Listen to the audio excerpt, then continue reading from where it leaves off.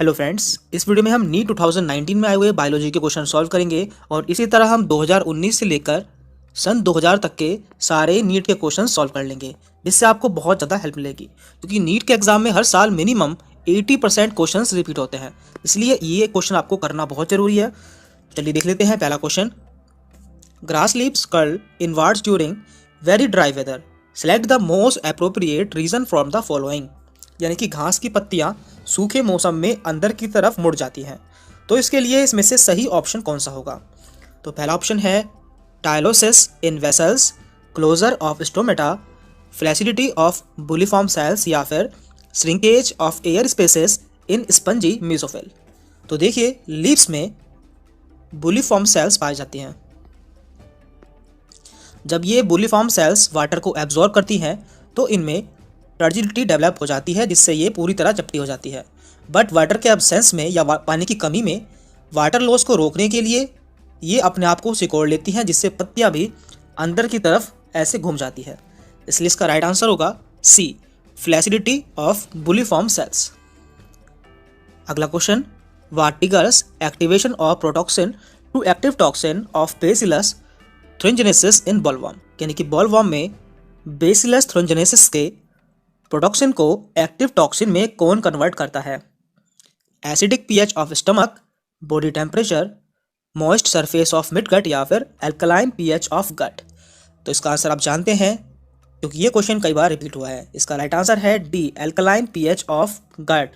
गट में मौजूद alkaline pH protoxin को एक्टिव टॉक्सिन में कन्वर्ट कर देती है, जिससे बेसिलस थ्रिंजनेसिस में पोर हो जाते हैं और उसकी डेथ हो जाती है। Select the correctly written scientific name mango which was first described by Carolus Linnaeus. तो मैंगो का सही साइंटिफिक नेम क्या होगा जिसे पहली बार कैरोलस लिनियस ने डिस्क्राइब किया था। Mangifera indica, Mangifera indica Car Linn, Mangifera indica Linn, या फिर मैंगीफेरा इंडिका। तो देखिए, इसका राइट आंसर होगा सी, मैंगीफेरा इंडिका लेन, जिसमें मैंगीफेरा इंडिका मैंगो का scientific name and Linn author का नाम होता है। Cell in G naught phase, G naught phase में सेल होती है। Terminate the cell cycle, exit the cell cycle, enter the cell cycle, या फिर सस्पेंड द सेल साइकिल। तो इसका राइट आंसर है B, exit the cell cycle. Phloem in gymnosperms lacks, gymnosperm के phloem में क्या नहीं पाया जाता। Both sieve tubes and companion cells, albuminous cells and sieve cells, sieve tubes only, या फिर कंपेनियन सेल्स ओनली। तो इसका सही आंसर है A, both sieve tubes and companion cells. यानी कि जिम्नोस्पर्म के फ्लोएम में sieve tubes and companion cells ये दोनों ही नहीं पाई जाती, और इसके लिए हमने एक ट्रिक की वीडियो भी बनाई थी, जिसका लिंक आपको नीचे डिस्क्रिप्शन में मिल जाएगा। Which of the following contraceptive method involve a role of hormone?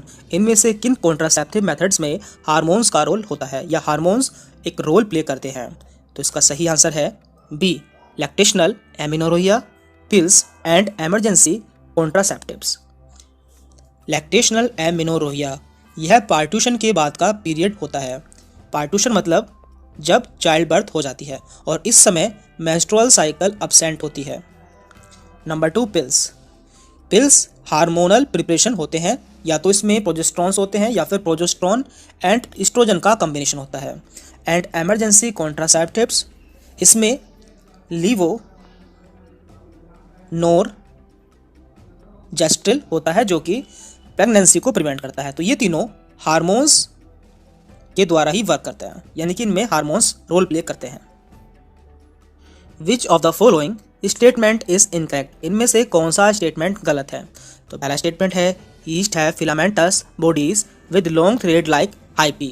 तो इसका पहला स्टेटमेंट ही गलत है, क्योंकि yeast non mycelial unicellular ascomycetes fungus होते हैं।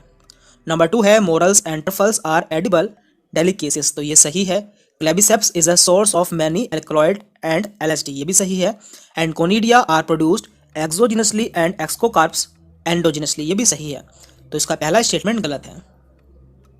It takes very long time for pineapple plants to produce flowers, which combination of hormones can be applied to artificially induce flowering in pineapple plants throughout the year to increase yield.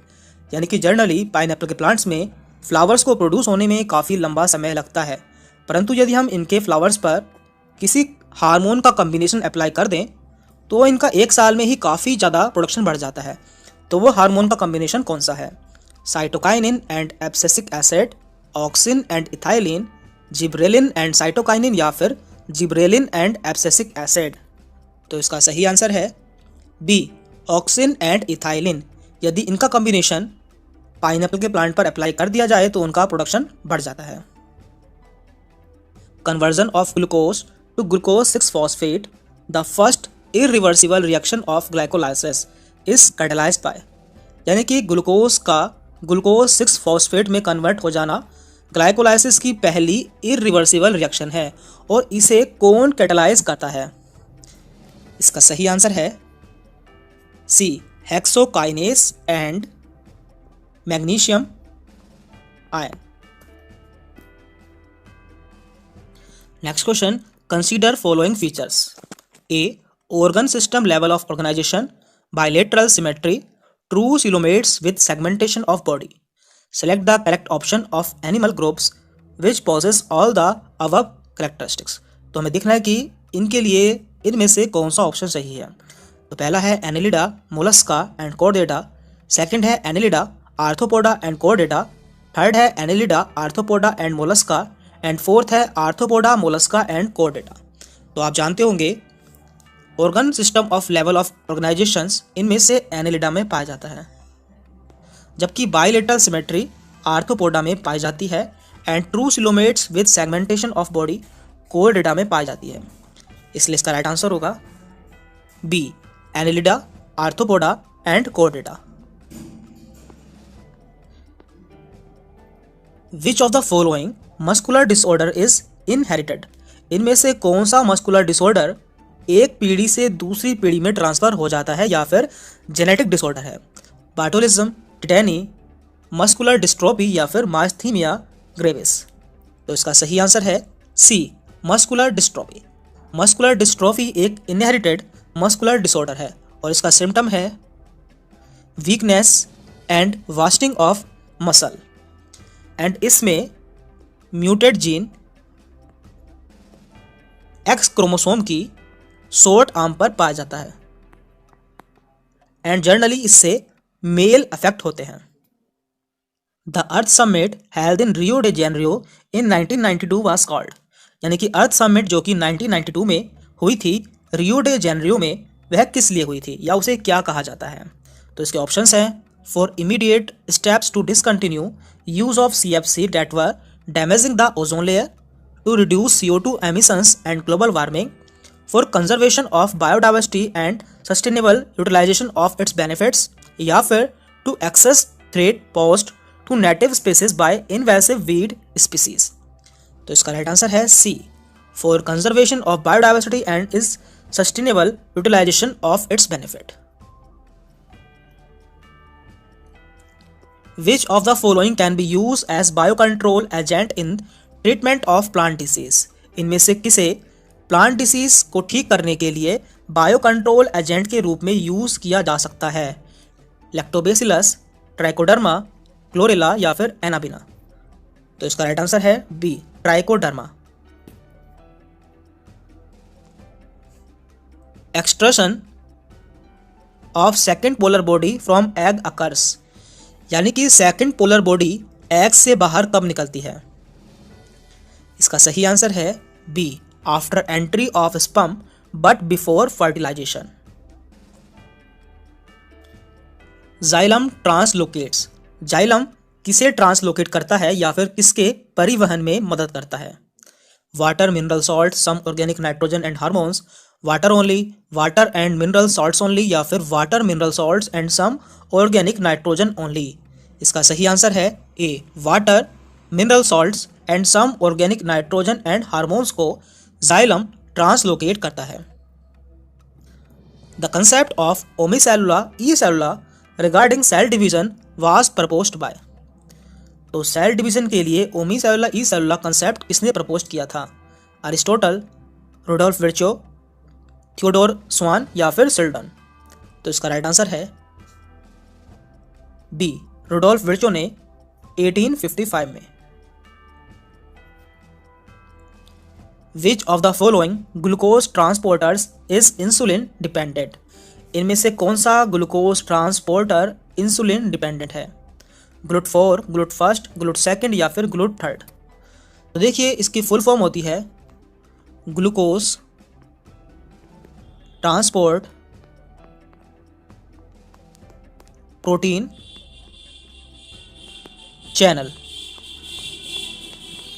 And इनमें से GLUT4 एक insulin regulated glucose transporter है जो कि मुख्यतः adipose tissue and striated muscles में पाया जाता है, इसलिए इसका राइट आंसर होगा A, GLUT4। Match the following gene of the lac operon with their respective products. तो हमें देखना है कि लैक ऑपेरॉन के लिए इसमें से सही जीन का सही प्रोडक्ट क्या है।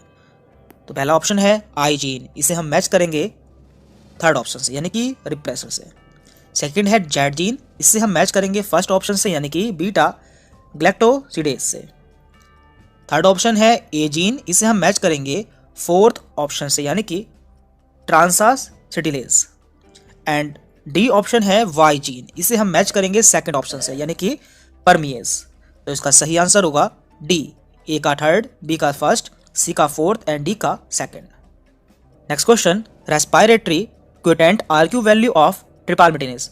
ट्रिपालमेटिन की आरक्यू वैल्यू कितनी होती है? 0.09, 0.9, 0.7 या फिर 0.07? तो इसका फॉर्मूला होता है RQ is equal to volume of CO2 evolved upon volume of O2 absorbed. तो देखिए इसका फॉर्मूला होता है C51H98O6। तो यहाँ पे हम देखेंगे 102 CO2 अपॉन 145 O2 जो कि आएगा 0.7। तो चाहे तो आप इस तरह से कर सकते हैं और चाहे आपको पता होना चाहिए कि ट्रिपालमेटिन एक फैट है एंड फैट की आरक्यू वैल्यू 0.7 के नियर अबाउट होती है, इसलिए इसका राइट आंसर होगा सी, 0.7। नेक्स्ट क्वेश्चन है which of the following statement regarding mitochondria is incorrect. Mitochondria के लिए इनमें से कौन सा स्टेटमेंट गलत है? तो पहला है mitochondrial matrix contains single circular DNA molecule and ribosome. तो ये सही है। Outer membrane is permeable to monomers of carbohydrate fat and proteins, ये भी सही है। Enzymes of electron transport are embedded in outer membrane, तो ये इसका ऑप्शन गलत है क्योंकि इलेक्ट्रॉन ट्रांसपोर्ट के एंजाइम इसकी इनर मेम्ब्रेन पे पाए जाते हैं ना कि आउटर मेम्ब्रेन पे। एंड डी है inner membrane is convoluted with infoldings, and ये भी सही है। तो इसका सही आंसर है सी जो कि गलत दिया हुआ है।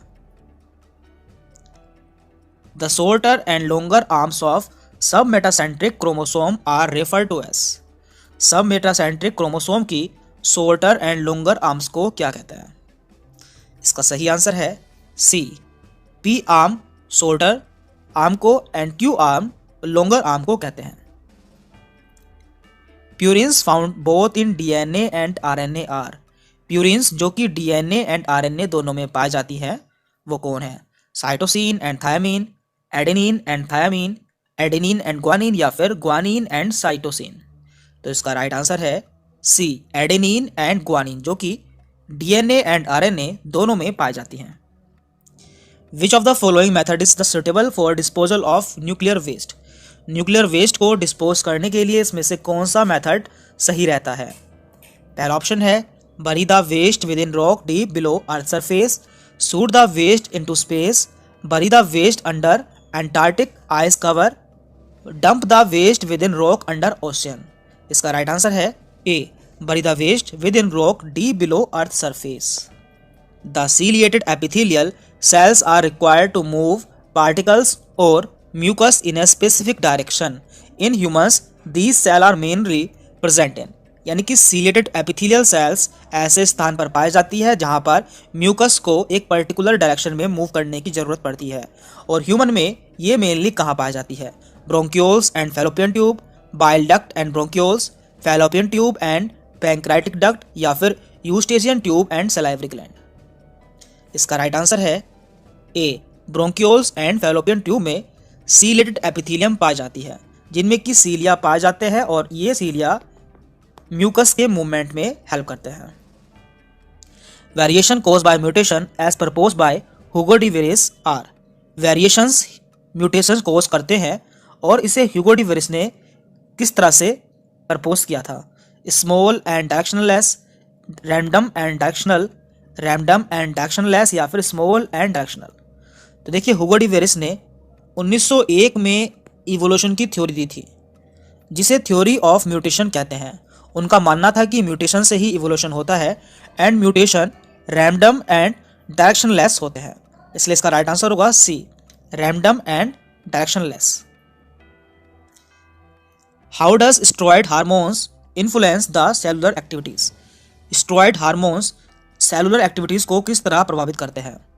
पहला ऑप्शन है using aquaporin channels as second messenger, changing the permeability of the cell membrane, binding to DNA and forming a gene hormone complex, activating cyclic AMP located on the cell membrane। तो देखिए steroid hormone lipid soluble होते हैं जिससे ये cell membrane में आसानी से पास हो जाते हैं एंड साइटोप्लाज्म में पहुंचकर एक पर्टिकुलर रिसेप्टर से बाइंड हो जाते हैं एंड एक जीन हार्मोन कॉम्प्लेक्स बना लेते हैं एंड सेलुलर एक्टिविटी को रेगुलेट करते हैं। इसलिए इसका राइट आंसर होगा C, binding to DNA and forming a gene hormone complex. Next question, in Antirrhinum या फिर snapdragon a red flower was cross with a white flower and in F1 generation all pink flowers were obtained. When pink flowers were selfed the F2 generation shows white, red and pink flowers. Choose the incorrect statement from the following. तो हमें देखना है कि इनमें से कौन सा option गलत है।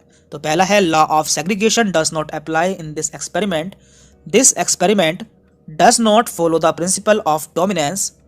Pink flower in F1 is due to incomplete dominance. या फिर ratio of F2 in is 1/4 red, 2/4 pink and 1/4 white.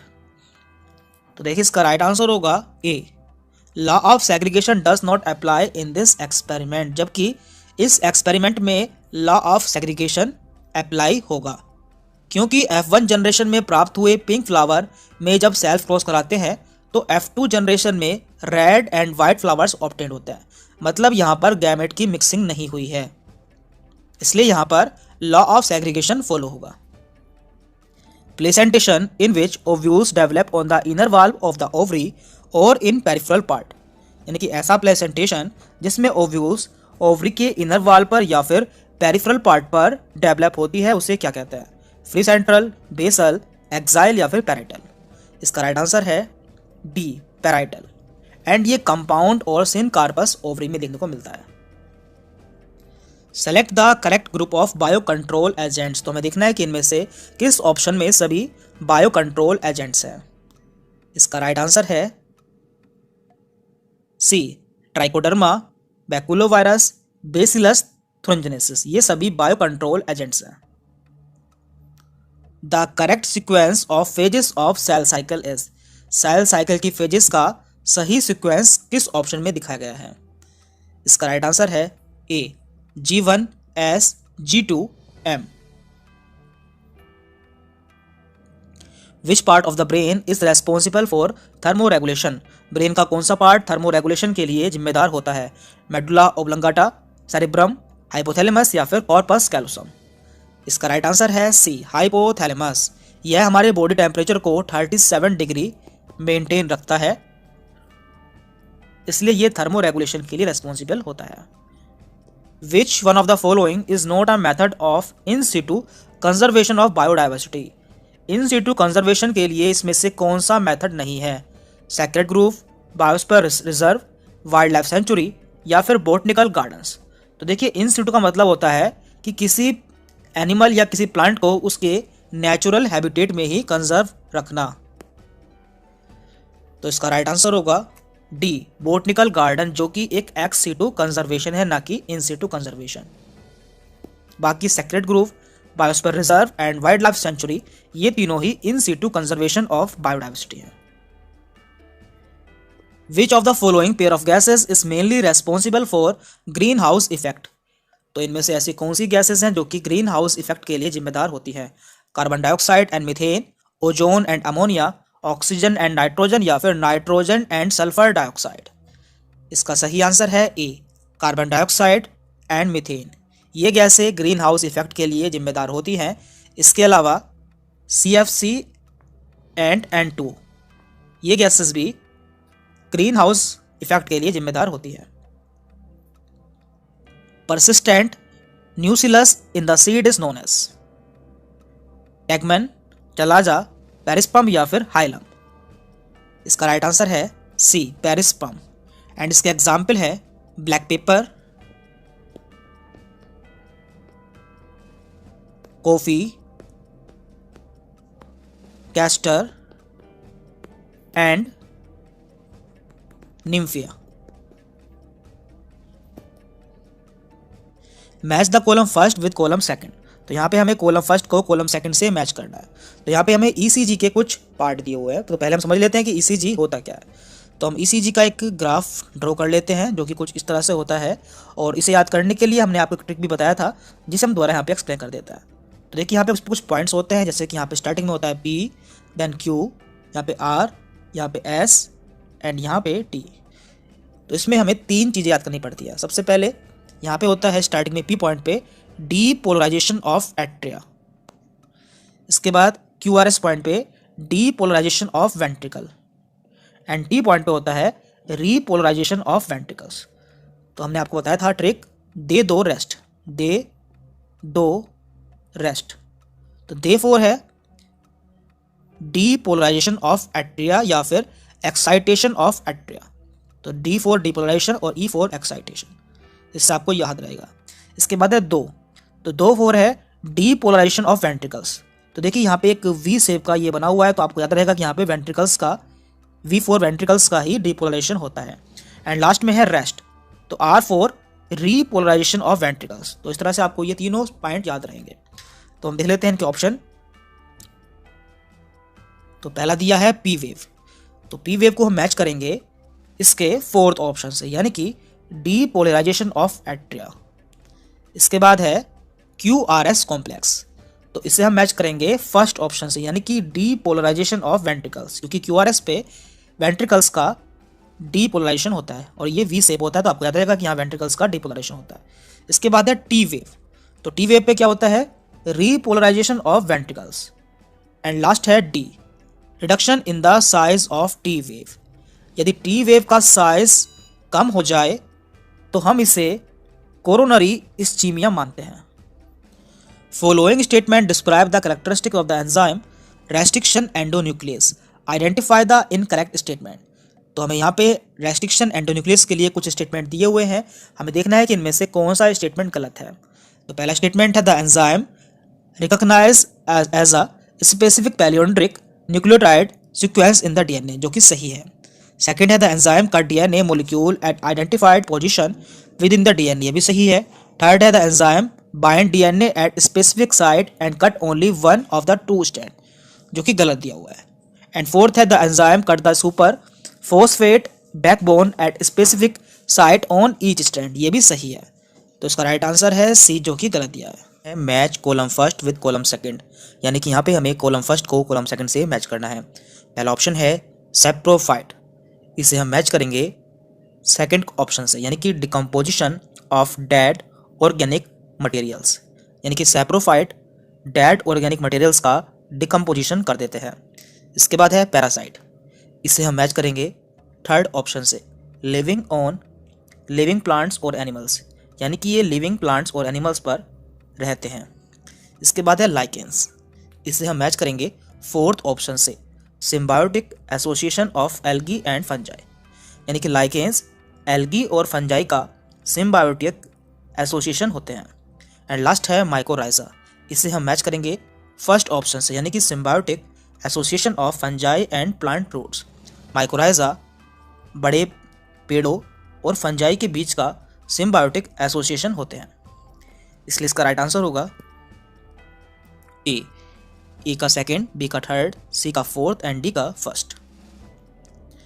What would be the heart rate of a person if the cardiac output is 5 liter, blood volume in the ventricles at the end of diastole is 100 ml and at the end of ventricular systole is 50 ml।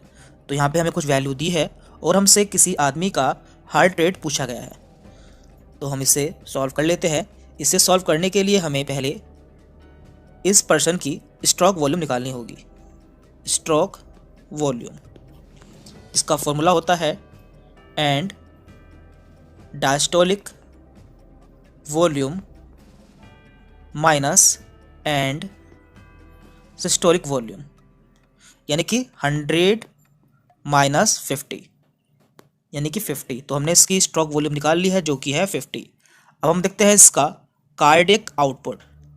Cardiac output, इसका formula होता है heartbeat into stroke volume. तो यहाँ पे हमें heart beat निकालनी है, तो हम इसे हार्ट बीट को इधर ले आएंगे, तो हार्ट बीट हो जाएगी cardiac output upon stroke volume. तो कार्डिक आउटपुट हमें दिया है जो कि है 5 लीटर, तो हम इसे ml में लेंगे, यानी कि 5000 ml अपॉन स्ट्रोक वॉल्यूम जो कि हमने निकाली थी वो आई थी 50 ml। तो यानी कि हमारा आंसर आएगा 100 पर मिनट। तो इसलिए राइट आंसर है D, 100 beats per minute. Next question, which of the following statement is incorrect. इनमें से कौन सा स्टेटमेंट गलत है। पहला स्टेटमेंट है prions consist of abnormally folded proteins, तो ये सही है। Viroids lack a protein coat, viroids में एक प्रोटीन कोट नहीं पाया जाता, ये भी सही है। वायरसेस आर ओब्लिगेट पैरासाइट, ये भी सही है। एंड डी है infective constituent in viruses is the protein coat, जो कि गलत दिया हुआ है, क्योंकि वायरस में इन्फेक्टिव कंसिस्टेंट या तो डीएनए होता है या फिर आरएनए होता है, यानी कि इनमें इन्फेक्टिव कंसिस्टेंट इनका जेनेटिक मटेरियल होता है। तो इसका जो गलत है वो है डी। इसके बाद है match the following structure with their respective location in organs, तो हमें यहाँ पे मैच करना है इनकी लोकेशन के अनुसार। तो पहला है किड्स ऑफ लीवर कोने, तो इससे हम मैच करेंगे इसके थर्ड ऑप्शन से, क्योंकि क्रिप्स ऑफ लीवर कोने स्मॉल इंटेस्टाइन में पाई जाती हैं। इसके बाद है गिल्सन कैप्सूल, इसे हम मैच करेंगे फोर्थ ऑप्शन से, क्योंकि गिल्सन कैप्सूल लीवर में पाया जाता है। आइसलेट ऑफ लैंगरहैंस आप जानते होंगे, ये पैंक्रियास में पाया जाता है, इसलिए हम मैच करेंगे पैंक्रियास से। एंड ब्रूनर ग्लैंड्स ड्यूडेनम में पाई जाती है, इसलिए हम मैच करेंगे सेकंड ऑप्शन से। इसलिए इसका राइट आंसर होगा डी, ए का थर्ड, बी का फोर्थ, सी का फर्स्ट एंड डी का second. Which of the following immune response is responsible for rejection of kidney graft, इनमें से कौन सा इम्यून रेस्पॉन्स किडनी ग्राफ्ट के रिजेक्शन के लिए रेस्पॉन्सिबल या फिर जिम्मेदार होता है। तो पहला ऑप्शन है cell mediated immune response, autoimmune response, humoral immune response या फिर इन्फ्लामेटरी इम्यून रेस्पॉन्स। तो इसका राइट आंसर होगा ए, सेल मीडिएटेड इम्यून रेस्पॉन्स, क्योंकि किसी भी पेशेंट को ऑर्गन ट्रांसप्लांट से पहले tissue matching and blood group matching कराना जरूरी होता है। अगर ये मैच नहीं हुआ तो ग्राफ्टेड ऑर्गन को सेल मीडिएटेड इम्यून रेस्पॉन्स द्वारा रिजेक्ट कर दिया जाता है। Identify the cell whose secretion protects the lining of gastrointestinal tract from various enzymes, इनमें से कौन सी सेल हैं जिनका सिक्रेशन हमारे इंटेस्टाइन को एंजाइम से बचाता है। Duodenal cells, chief cell, goblet cell या फिर ऑक्जेंटिक सेल्स। इसका राइट आंसर है सी, गॉबलेट सेल। तो जहाँ भी गॉबलेट सेल पाई जाती हैं वहाँ पर म्यूकस सिक्रेट होता है, क्योंकि इनका काम ही होता है म्यूकस सिक्रेट करना और हमारे बॉडी टिश्यू को एंजाइम के प्रभाव से बचाना। नेक्स्ट क्वेश्चन है which of the following is a commercial blood cholesterol lowering agent, इनमें से कौन सा एक commercial blood cholesterol lowering agent है, या फिर इनमें से क्या है जो कि ब्लड के कोलेस्ट्रॉल को कम करने में हेल्प करता है। लाइपेसेस, साइक्लोस्पोरिन ए, स्टैटिन या फिर स्ट्रेप्टोकाइनेस। इसका राइट आंसर है सी, स्टैटिन। तो स्टैटिन्स एजेंट्स होते हैं जो कि ब्लड कोलेस्ट्रॉल को कम करते हैं। नेक्स्ट क्वेश्चन है tidal volume and expiratory reserve volume of an athlete is 500 ml and 1000 ml respectively. What will be the his expiratory capacity if residual volume is 1200 ml? तो हमें यहाँ पर tidal volume, expiratory reserve volume दी हुई है और हमसे यहाँ पर एक्सपायरेटरी कैपेसिटी पूछी गई है। तो देखिए एक्सपायरेटरी कैपेसिटी का फॉर्मूला होता है expiratory capacity is equal to tidal volume plus expiratory reserve volume. तो यहाँ पे हमें टाइडल वॉल्यूम दी है 500 ml and expiratory reserve volume हमें दिए हैं यहाँ पे 1000 ml। तो हमारा आंसर आएगा 1500 ml, इसलिए इसका राइट आंसर है B 1500 ml। Select the correct sequence for transport of sperm cell in male reproductive system. Male reproductive system में स्पर्म सेल के ट्रांसपोर्ट का सही सीक्वेंस क्या होता है। तो देखिए हमने इसे याद करने के लिए आपको ट्रिक बताया था। ट्रिक था रीड, REED, रीड, जिसमें R4 था रेटिटेस्टिस, E4 वासा एफ्रेंसिया यानी कि एफ्रेंसिया। इसके बाद second D4 epididymis and D4 वासा डेफ्रेंसिया। तो देखिए हमारा राइट आंसर होगा सी सेमिनिफेरस ट्यूब्यूल्स। इसके बाद होता है रेटिटेस्टिस यानी कि R, वासा एफ्रेंसिया यानी कि E, एपिडिडाइमिस यानी कि second E and vasa deferentia यानी कि D, REED। एंड इसके बाद होता है ejaculatory duct, urethra and urethral meatus. तो आपको याद रखना है रीड, REED, रीड, जिससे आपको ये सीक्वेंस याद रहेगा। Colostrum, the yellowish fluid secreted by mother during the initial days of lactation is very essential to impart immunity to the newborn infants because it contains, यानी कि कोलोस्ट्रम जो कि yellowish fluid होता है और लैक्टेशन के शुरुआती दिनों में मदर द्वारा प्रोड्यूस होता है, जो कि नए पैदा हुए बच्चे को इम्यूनिटी प्रोवाइड करता है। तो इसमें क्या पाया जाता है, immunoglobulin A, natural killer cells, monocytes या फिर मैक्रोफेजेस। तो इसका आंसर आप जानते होंगे, इसका राइट आंसर है ए, क्योंकि इसमें IgA एंटीबॉडी पाई जाती है, इम्यूनोग्लोबिन ए एंटीबॉडी इसमें पाई जाती है। In some plants the female gamete develop into embryo without fertilisation. The phenomena is known as parthenogenesis, autogamy, parthenocarpy या फिर सिनगैमी। यानी कि हमसे पूछा है कि कुछ प्लांट्स में फीमेल गैमेट बिना फर्टिलाइजेशन के एम्ब्रियो में कन्वर्ट या डेवलप हो जाता है, इस फिनोमिना को क्या कहते हैं। तो देखिए इस फिनोमिना को कहते हैं पार्थिनोजेनेसिस, इसलिए इसका राइट आंसर होगा A, parthenogenesis. Identify the correct pair representing the causative agent of typhoid fever and the confirmatory test for typhoid. तो हमें यहाँ पर देखना है कि टाइफॉइड के लिए उसका कॉजेटिव एजेंट और कन्फर्मेटरी टेस्ट का सही सीक्वेंस या सही ऑप्शन कौन सा है। तो यहाँ पहला ऑप्शन है Salmonella typhi Widal test, Plasmodium vivax UTI test, Streptococcus pneumoniae Widal test and last है साल्मोनेला टाइफी एंथ्रोन टेस्ट। तो इसका राइट आंसर होगा ए, साल्मोनेला टाइफी, क्योंकि टाइफॉइड साल्मोनेला टाइफी द्वारा कॉज होता है और इसके कन्फर्मेशन के लिए हम विडाल टेस्ट कराते हैं, जिससे हमें पता चलता है कि पेशेंट को टाइफॉइड है या नहीं है। एक्सप्रेस्ड सीक्वेंस टैग्स या EST रेफर्स टू, EST किसे कहते हैं, novel DNA sequences, genes expressed as RNA, polypeptide expression या फिर DNA पॉलीमॉर्फिज्म। इसका सही आंसर है B, gene expressed as RNA and इसका यूज ह्यूमन जीनोम के सीक्वेंसिंग में किया जाता है। Match the following hormone with their respective disease.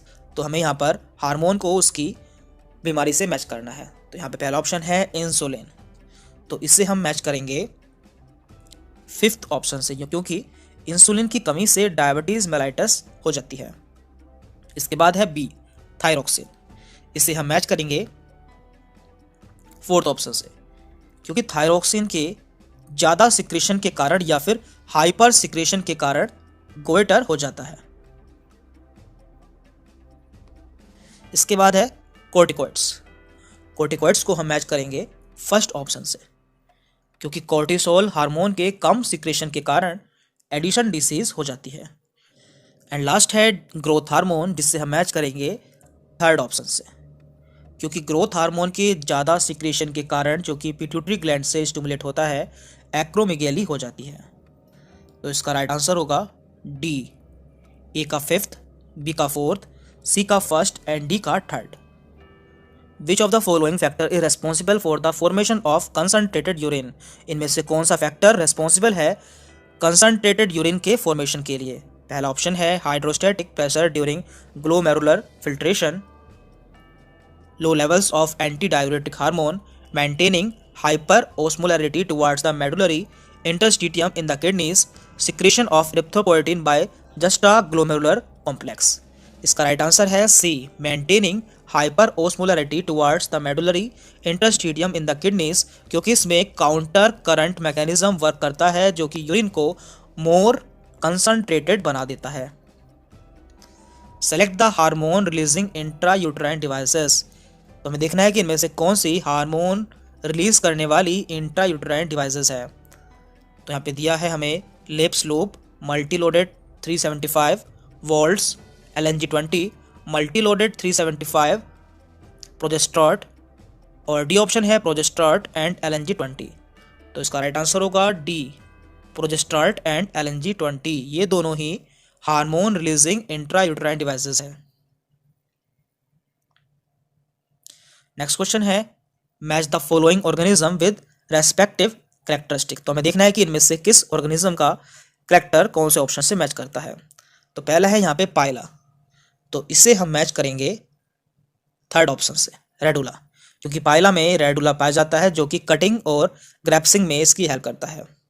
इसके बाद है बॉम्बेक्स, इसे हम मैच करेंगे फोर्थ ऑप्शन से, मैल्फीजियन ट्यूब्यूल्स, क्योंकि बॉम्बेक्स एक इंसेक्ट है और इंसेक्ट में एक्सक्रीशन मैल्फीजियन ट्यूब्यूल्स द्वारा होता है। एंड सी है प्लूरोब्रैंकिया, इससे हम मैच करेंगे सेकंड ऑप्शन से, क्योंकि प्लूरोब्रैंकिया एक टीनोफोर है और इसमें 8 कॉम्प्लेट्स पाई जाती हैं। एंड लास्ट है टीनिया, इसे हम मैच करेंगे फर्स्ट ऑप्शन से, क्योंकि टीनिया में फ्लेम सेल्स पाई जाती हैं इसके एक्सक्रीशन के लिए। तो यहाँ पे राइट आंसर होगा सी, ए का थर्ड, बी का फोर्थ, सी का सेकंड एंड डी का first. Which of the following sexually transmitted disease is not completely curable. इनमें से ऐसी कौन सी सेक्सुअली ट्रांसमिटेड डिसीज है जो कि पूरी तरह से कभी ठीक नहीं होती है। क्लेमाइडियासिस, गोनोरोइया, जेनाइटल वार्ट्स या फिर जेनाइटल हर्प्स। इसका राइट आंसर है डी, जेनाइटल हर्प्स, जो कि कभी पूरी तरह से ठीक नहीं होती है। Drug called heroin is synthesised by. एक ड्रग जिसे कि हीरोइन कहा जाता है उसे सिंथेसाइज किया जाता है किस प्रोसेस द्वारा। Nitration of morphine, methylation of morphine, acetylisation of morphine या फिर ग्लाइकोसाइलेशन ऑफ मॉर्फिन। इसका राइट आंसर है सी, एसिटिलाइजेशन ऑफ मॉर्फिन, जिसे पॉपी प्लांट के लैटेक्स से प्राप्त किया जाता है। What is the direction of movement of sugar in phloem. यानी कि फ्लोएम में शुगर किस डायरेक्शन में मूवमेंट करता है। By directional, non multi directional, upward या फिर डाउनवर्ड। तो देखिए शुगर फ्लोएम में अपवर्ड एंड डाउनवर्ड दोनों तरफ मूव करती है, इसलिए इसका राइट आंसर होगा ए, बाई डायरेक्शनल। अगला question, polyblend a fine powder of recycled modified plastic has prove to be a good material for. यानी कि पॉलीब्लेंड जिसे कि प्लास्टिक के रिसाइकल के बाद बनाया जाता है एक फाइन पाउडर के रूप में, इसे किस चीज़ के लिए यूज़ किया जाता है या ये किस चीज़ के लिए अच्छा मटेरियल होता है। Making tubes and pipes, making plastic sacks, use as a fertiliser या फिर कंस्ट्रक्शन ऑफ रोड्स। तो इसका आंसर आप जानते होंगे, इसका यूज रोड्स या फिर सड़कों को बनाने में किया जाता है, इसलिए इसका राइट आंसर है D. Which of the following ecological pyramid is generally inverted. इनमें से किसका इकोलॉजिकल पिरामिड सामान्यतः उल्टा बनता है। Pyramid of biomass in a sea, pyramid of numbers in grassland, pyramid of energy या फिर pyramid of biomass in a forest. तो देखिए एक्वेटिक इकोसिस्टम्स का पिरामिड जनरली उल्टा बनता है, इसलिए इसका राइट आंसर होगा A, pyramid of biomass in a सी। और इसके अलावा यदि आपको ऑप्शन मिलता है पॉन्ड, तो पॉन्ड का भी पिरामिड उल्टा ही बनता है, तो ये आपको ध्यान रखना है। इसके बाद क्वेश्चन है, use of an artificial kidney during haemodialysis में रिजल्ट इन। हीमोडायलिसिस के समय आर्टिफिशियल किडनी यूज करने से nitrogenous waste buildup in the body, non elimination of excess potassium ions, reduce absorption of calcium ion from gastrointestinal tract या फिर reduced RBC production. तो हमें देखना है कि इनमें से कौन कौन से ऑप्शन सही हैं। तो देखिए इसका राइट आंसर होगा डी, यानी कि इसमें सी एंड डी ऑप्शन सही है। यानी कि इस समय कैल्शियम का एब्जॉर्प्शन कम हो जाता है और आरबीसी का प्रोडक्शन भी कम हो जाता है। नेक्स्ट क्वेश्चन है, which of the following pair of organelles does not contain DNA. यानी कि इनमें से कौन से ऑर्गेनल्स में डीएनए नहीं पाया जाता है? Nuclear envelope and mitochondria, mitochondria and lysosome, chloroplast and vacuoles या फिर लाइसोसोम्स एंड वैक्यूल्स। तो देखिए इसका राइट आंसर होगा डी, लाइसोसोम्स एंड वैक्यूल्स में डीएनए नहीं पाया जाता है, तो ये आपको ध्यान रखना है। Which of the following is the most important for animals and plants being driving to extinction, यानी कि एनिमल्स और प्लांट्स के विलुप्त होने का मुख्य कारण क्या है? Alien species invasion, habitat loss and fragmentation, drought and floods, economic exploration. तो इसका राइट आंसर है B, habitat loss and fragmentation animals और प्लांट्स के विलुप्त होने का मुख्य कारण है। Next question, which of the following protocols did aim reducing emission of chlorofluorocarbons into atmosphere, यानी कि इनमें से कौन सी प्रोटोकॉल है जिसका उद्देश्य एटमॉस्फेयर में क्लोरोफ्लोरोकार्बन्स के एमिशन को रिड्यूस करना है? Geneva protocol, Montreal protocol, Kyoto protocol या फिर गोथेनबर्ग प्रोटोकॉल। तो देखिए इसका राइट आंसर है बी, मॉन्ट्रियल प्रोटोकॉल, जो कि 1987 में आई थी और इसका उद्देश्य ऐसे सब्सटेंसेस के इस्तेमाल को कम करना था जो कि ओजोन की लेयर को डिप्लीकेट करते हैं, और इसमें CFC यानी कि chlorofluorocarbon, nitrogen oxide and SO2 इन सब्सटेंसेस पर रोक लगाई गई थी। Due to increasing airborne allergens and pollutants, many people in urban areas are suffering from respiratory disorder that cause wheezing due to, यानी कि एयरबोर्न एलर्जेंस और पोल्यूटेंट्स के बढ़ जाने से शहरों में रहने वाले काफ़ी लोगों को रेस्पिरेटरी डिसऑर्डर होने लगे हैं, जिससे उन्हें सांस फूलने लगता है। तो सांस फूलने का मुख्य कारण क्या है? Reduction in the secretion of surfactant by pneumocytes, benign growth on mucus lining of nasal cavity, inflammation of bronchi and bronchioles, या फिर proliferation of fibrous tissue and damage of the alveolar walls. तो इसका right answer है C, inflammation of bronchi and bronchioles. तो सांस फूलने का मुख्य कारण है कि ब्रोंकाई या फिर ब्रोंक्यूल्स में इन्फ्लामेशन हो जाता है। Next question, for evolutionary point of view, retention of the female gametophyte within developing young embryo on the parent sporophyte for some time is first observed in gymnosperms, liverworts, mosses या फिर pteridophytes. तो इसका right answer है D, pteridophytes, और जिनमें से ये सिलेजनिला and Salvinia में देखने को मिलता है।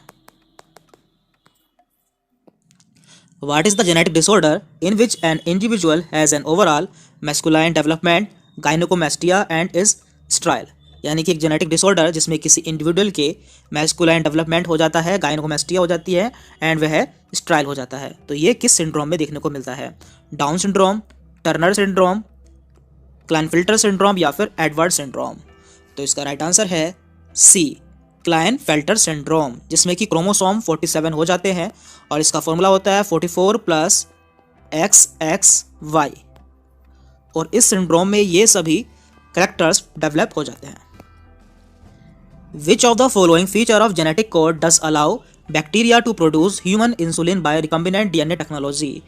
जेनेटिक कोड का कौन सा फीचर बैक्टीरिया को अलाउ करता है ह्यूमन इंसुलिन बनाने के लिए रिकम्बिनेंट डीएनए टेक्नोलॉजी से? Genetic code is specific, genetic code is not ambitious, genetic code is redundant या फिर genetic code is nearly universal. तो इसका राइट आंसर है D, genetic code is nearly universal, क्योंकि जेनेटिक कोड यूनिवर्सल होता है या फिर सभी का अलग अलग होता है। Match the following organism with the products they produce. तो हमें यहाँ पे सही मैचिंग करनी है। पहला ऑप्शन है लैक्टोबैसिलस, तो इसे हम मैच करेंगे सेकंड ऑप्शन से जो कि है कर्ड, क्योंकि लैक्टोबैसिलस कर्ड के फॉर्मेशन में हेल्प करता है। इसके बाद है सैक्रोमाइसिस सेरिवेसी, इसे हम मैच करेंगे फोर्थ ऑप्शन से यानी कि ब्रेड। एस्परजिलस नाइजर, इससे हम मैच करेंगे थर्ड ऑप्शन से यानी कि सिट्रिक एसिड। एंड लास्ट है एसिटोबैक्टर एसिटी, इससे हम मैच करेंगे फिफ्थ ऑप्शन से यानी कि एसिटिक एसिड। तो इसका राइट आंसर होगा सी, ए का सेकेंड, बी का फोर्थ, सी का थर्ड एंड डी का fifth. DNA precipitation out of a mixture of biomolecules can be achieved by treatment with, यानी कि एक बायोमोलिक्यूल्स के मिक्सचर से डीएनए को किस ट्रीटमेंट द्वारा अलग किया जा सकता है? चिल्ड क्लोरोफॉर्म, आइसोप्रोपोनेल, चिल्ड एथोनेल या फिर मेथेनॉल एट रूम टेम्परेचर। इसका राइट आंसर है सी, चिल्ड एथेनॉल द्वारा डीएनए को किसी बायोमोलिक्यूल के मिक्सचर से अलग किया जा सकता है। Thiobacillus is a group of bacteria helpful in carrying out, Thiobacillus जो कि एक बैक्टीरिया है, इसका यूज़ किस में किया जाता है? Denitrification, nitrogen fixation, chemoautotrophic fixation या फिर नाइट्रिफिकेशन। इसका राइट आंसर है ए, डीनाइट्रिफिकेशन, यानी कि नाइट्रेट्स को नाइट्रोजन में कन्वर्ट कराना। और ये काम थायोबैसिलस के अलावा स्यूडोमोनास भी करता है। तो आपको याद रखना है, थायोबैसिलस एंड स्यूडोमोनास ये दोनों ही डीनाइट्रिफिकेशन कराते हैं। Which of the following statement is not correct? इनमें से कौन सा स्टेटमेंट गलत है? तो पहला स्टेटमेंट है lysosomes are formed by the process of packaging in the endoplasmic reticulum. तो इसका पहला स्टेटमेंट ही गलत है, क्योंकि ये lysosomes endoplasmic reticulum and Golgi complex से मिलकर बनते हैं और ये सिंगल मेम्ब्रेन होते हैं जिसमें कि हाइड्रोलाइटिक एंजाइम्स पाए जाते हैं और इनके hydrolytic enzymes acidic pH 4.5 pH पर वर्क करते हैं। इसके बाद सेकेंड ऑप्शन है lysozyme have numerous hydrolytic enzymes, ये सही है। The hydrolytic enzyme of lysosomes are active under acidic pH, ये भी सही है। And lysosomes are membrane bound structure, और ये भी सही है क्योंकि इस पे सिंगल मेम्ब्रेन पाई जाती है। Next question, select the incorrect statement. इनमें से कौन सा स्टेटमेंट गलत है? तो पहला स्टेटमेंट है inbreeding help in accumulation of superior genes and elimination of undesirable genes. Inbreeding increases homozygosity. Inbreeding is essential to evolve pure lines in any animal. And last है inbreeding selects harmful recessive gene that reduce fertility and productivity. तो इसका गलत जो option है वो है D, क्योंकि इसका अपोजिट होता है, क्योंकि इनब्रीडिंग स्ट्रेटजी से 4 से 6 जनरेशन में क्वालिटीज़ को बढ़ाया जा सकता है। Select the correct sequence of organs in the alimentary canal of cockroach starting from mouth. तो हमें देखना है कि इसमें कॉकरोच में माउथ से एलिमेंट्री कैनाल तक कौन कौन से ऑर्गन्स पाए जाते हैं। तो देखिए इसका राइट आंसर होगा B, pharynx, oesophagus, crop, gizzard, ileum, colon and last में रेक्टम। तो ये सीक्वेंस आपको याद रखना है इसी तरह से। विच of the statement given below is not true about formation of annual rings in tree. पेड़ों में बनने वाली एनुअल रिंग्स के लिए इनमें से कौन सा स्टेटमेंट गलत है? तो यहाँ पे पहला स्टेटमेंट है annual rings are not prominent in trees of temperate region. तो इसका पहला स्टेटमेंट ही गलत है, क्योंकि टेम्परेट रीजन में एनुअल रिंग्स प्रोमिनेंट होती है, क्योंकि टेम्परेट रीजन्स में क्लाइमेट कंडीशंस यूनिफॉर्म नहीं होती हैं, वो बदलती रहती है, जिसमें कि यहाँ पर 2 तरह के मौसम देखने को मिलते हैं, spring season and winter season. Spring season में कैम्बियम बहुत एक्टिव रहती है, जिससे लार्ज नंबर में जाइलरी एलिमेंट्स बनते हैं और इस वुड को स्प्रिंग वुड या फिर अर्ली वुड कहते हैं, जिसमें कि लाइटर कलर पाया जाता है। जबकि विंटर सीजन में कैम्बियम लेस एक्टिव रहती है, जिसमें जाइलरी एलिमेंट्स कम पाए जाते हैं और इसे ऑटम वुड या फिर लेट वुड कहते हैं, जो कि डार्क कलर की होती है। तो इन दोनों के कंबाइंड होने से एनुअल रिंग्स बन जाती हैं। तो इसका पहला स्टेटमेंट गलत दिया है। सेकंड स्टेटमेंट है annual rings is a combination of spring wood and autumn wood produced in a year, ये सही है। Differential activity of cambium causes light and dark bands of tissue early and late wood respectively, ये भी सही है। Activity of cambium depends upon variation in climate, ये भी सही है। Which of the following statement regarding post fertilisation development in flowering plants is incorrect? Ovules develop into embryo sac, ovary develops into fruit, zygote develops into embryo या फिर central cell develops into endosperm. तो इसका right answer होगा A, ovules develop into embryo sac, जो कि गलत दिया है। Which one of the following equipments is essentially required for growing microbes on a large scale for industrial production of enzymes? Bioreactor, BOD incubator, sludge digester या फिर industrial oven. तो इसका right answer है ए, बायोरिएक्टर का इस्तेमाल large scale पर microbes को grow करने के लिए किया जाता है।